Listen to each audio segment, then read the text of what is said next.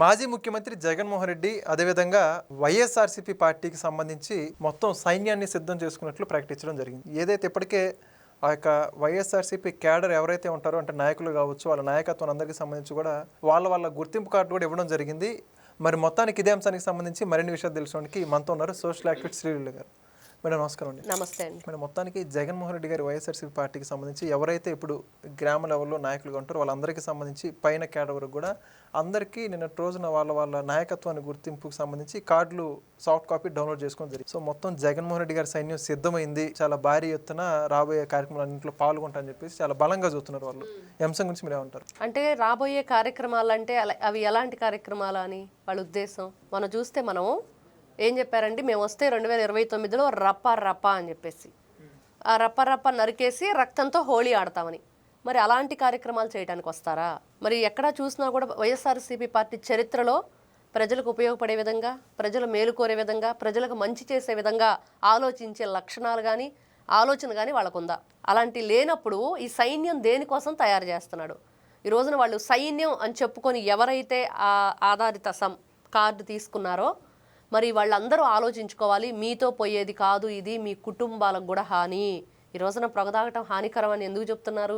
దానివల్ల అతనికి ఒక్కడే హాని జరిగిద్దంటే అతను ఆరోగ్యం పాడైపోయి మరణించడం కానీ ఏదైనా జరగవచ్చు, అనారోగ్యంతో ఇబ్బంది పడటం. దానివల్ల అతని మీద ఆధారపడి ఉన్న భార్య, పిల్లలు, తల్లిదండ్రులు, ఆ ఫ్యామిలీ అంతా కూడా ఆ ఫ్యామిలీ టోటల్ కొలాప్స్ అయిపోయింది.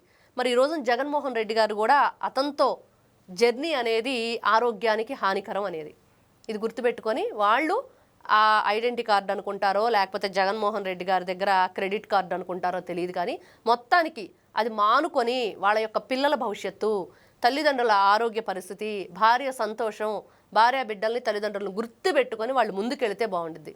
రప అని చెప్పేసి నరికేయమంటున్నాడు, బాగుంది. నరికేసేది ఎవరు? నరికించుకునేది ఎవరు? నరికిన తర్వాత దానికి సంబంధించిన ఆ ఏదైతే శిక్ష అనుభవించేది ఎవరు? జగన్మోహన్ రెడ్డి గారికి బ్రహ్మాండంగా ఎలహంకానో తాడేపల్లి ప్యాలెస్లో దర్జా కూర్చొని పబ్జీ ఆడుకుంటాడు, అంతే కదా. వీళ్ళు కదా నాశనం అయిపోతున్నారు, వీళ్ళు కదా ఈ రోజున లిటరల్లీ ఆత్మాహుతి దళాన్ని తయారు చేస్తున్నాడు. ఈయన ఆత్మాహుతి దళాన్ని తయారు చేస్తున్నాడు. ఎంత దారుణమైన పరిస్థితి ఏర్పడిందంటే ఈ రోజున ఆంధ్రప్రదేశ్లో ఇంత భయంకరమైన ఆలోచన విధానాన్ని జగన్మోహన్ రెడ్డి తనలో నుంచి వీళ్ళకు కూడా ఇంజెక్ట్ చేస్తున్నాడు చెప్పాలంటే.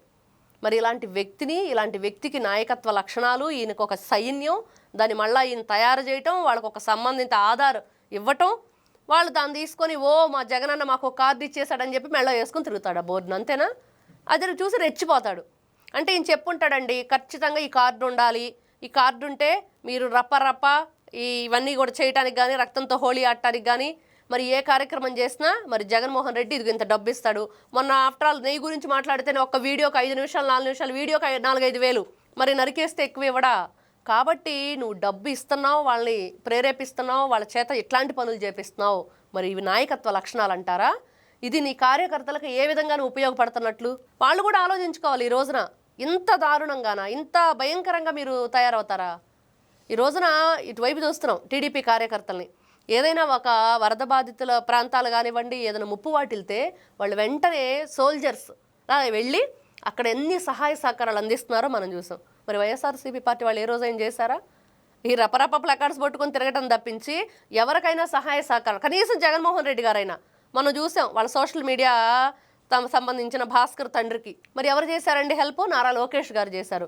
కాబట్టి ఈ రోజున మీ ఏ సైన్యాన్ని తయారు చేస్తున్నారు, ఆ సైన్యం వల్ల ఏంటి ఉపయోగం, వాళ్ళని ఏ విధంగా రాష్ట్రంలో మరి ఎలాంటి అల్లర్లు సృష్టించడానికి మీరు ఉపయోగిస్తున్నారు, ఇవన్నీ దృష్టిలో పెట్టుకుని ఈ రోజున కూటమి ప్రభుత్వం తగిన చర్యలు తీసుకోవాలి, చాలా జాగ్రత్తగా వ్యవహరించాలి.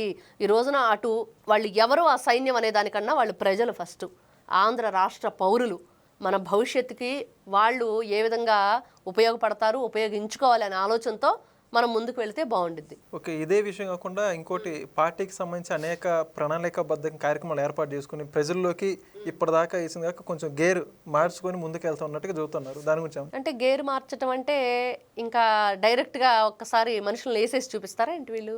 అర్థం కావట్లేదు. ఎందుకంటే అండి గేర్ మార్చడం అంటే గతంలో ఏదైనా మంచి కార్యక్రమాలు చేసుండి మంచి ప్రోగ్రామ్స్, మనం ఇంతవరకు వైఎస్ఆర్సీపీ పార్టీ అధికారం కోల్పోయాక మరి ఎలాంటి సలహాలు సూచనలు కానివ్వండి, ఏ విధంగా ప్రజలకు మేము మంచి చేస్తామనే విషయాలు కానివ్వండి మనం వెళ్ళాం. కనీసం ఆ 11 మంది అసెంబ్లీకే వచ్చింది లేదు.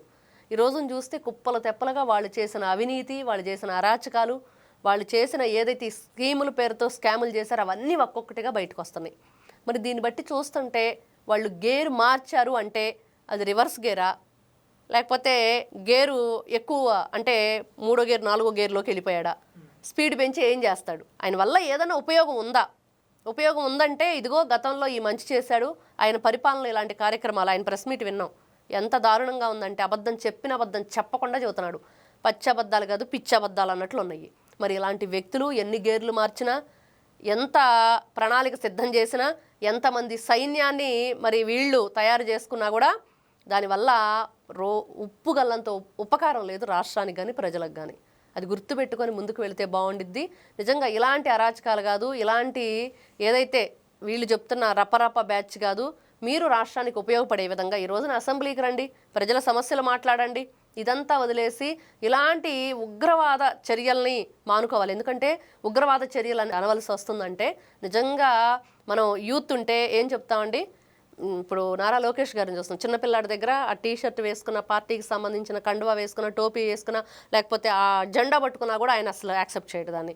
మరి వీళ్ళు చూస్తేనేమో పిల్లలకి గంజాయి మత్తు పదార్థాలు అన్నీ అలవాటు చేసి ప్లకార్డ్స్ పట్టుకొని బయటికి రాండి, లేకపోతే వాళ్ళ ఏదైతే ఒక యూత్కి సంబంధించిన కొండారెడ్డి అనే అతను కూడా డ్రగ్స్కి సంబంధించి పట్టుబడ్డాడు వైజాగ్లో. ఇలాంటివన్నీ వింటున్నప్పుడు జగన్మోహన్ రెడ్డి గారు ఏం సూచనలు ఇస్తున్నారు, ఎలాంటి వాటిని పెంచి పోషిస్తున్నారు, ఈ విధమైన ఆలోచన గల వ్యక్తి ఎన్ని గేర్లు మార్చినా ఏంటి ఉపయోగం? Thank you. నమస్తే.